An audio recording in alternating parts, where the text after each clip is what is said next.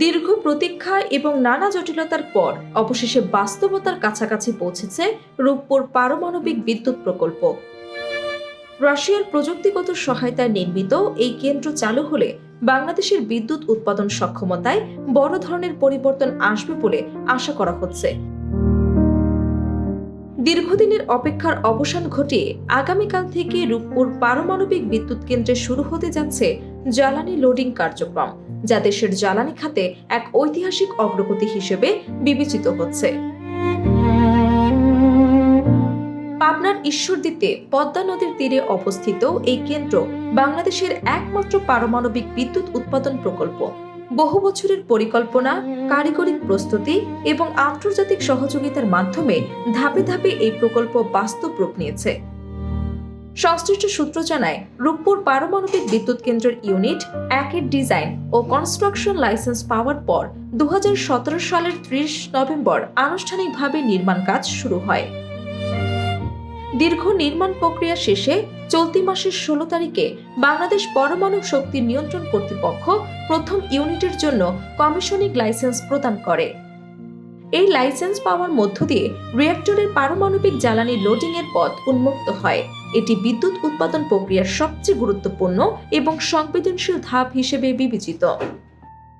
জ্বালানি লোডিং কার্যক্রম সফলভাবে সম্পন্ন হলে প্রথম ইউনিট থেকে ধাপে ধাপে বিদ্যুৎ উৎপাদন শুরু হবে। সংশ্লিষ্টরা আশা করছেন, প্রাথমিক পর্যায়ে এই ইউনিট থেকে অন্তত 300 মেগাওয়াট বিদ্যুৎ জাতীয় গ্রিডে যুক্ত করা সম্ভব হবে। এতে দেশের বিদ্যুৎ ঘাটতি কমাতে গুরুত্বপূর্ণ ভূমিকা রাখবে বলে ধারণা করা হচ্ছে। সরকার এবং প্রকল্প সংশ্লিষ্ট কর্মকর্তাদের মতে, রূপপুর পারমাণবিক বিদ্যুৎ কেন্দ্র চালু হলে দেশের বিদ্যুৎ খাতে একটি কাঠামোগত পরিবর্তন আসবে। বিশেষ করে রাজশাহী, খুলনা এবং উত্তরাঞ্চলের শিল্প এবং আবাসিক খাতে বিদ্যুৎ সরবরাহ আরও স্থিতিশীল হবে বলে আশা করা হচ্ছে। একজন প্রকল্প সংশ্লিষ্ট কর্মকর্তা বলেন, রূপপুর চালু হলে এটি দেশের জ্বালানি নিরাপত্তায় একটি বড় মাইলফলক হবে।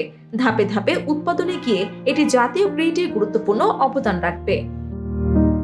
জ্বালানি লোডিং সম্পন্ন হবার পর কেন্দ্রটিতে বিভিন্ন ধাপে নিরাপত্তা ও প্রযুক্তিগত নিরীক্ষা পরীক্ষা চালানো হবে। সবকিছু সফলভাবে সম্পন্ন হলে আগামী আগস্ট মাসের শুরুতে প্রথম ইউনিট থেকে আনুষ্ঠানিকভাবে জাতীয় গ্রিডে বিদ্যুৎ সরবরাহ শুরু হবে বলে আশা করা হচ্ছে। প্রাথমিকভাবে এই ইউনিট থেকে প্রায় 300 মেগাওয়াট বিদ্যুৎ সরবরাহের পরিকল্পনা রয়েছে। প্রকল্প সূত্রে জানা গেছে, পূর্ণাঙ্গভাবে চালু হলে রূপপুর পারমাণবিক বিদ্যুৎ কেন্দ্রের 2টি ইউনিট থেকে মোট 1200 মেগাওয়াট বিদ্যুৎ উৎপাদন সম্ভব হবে।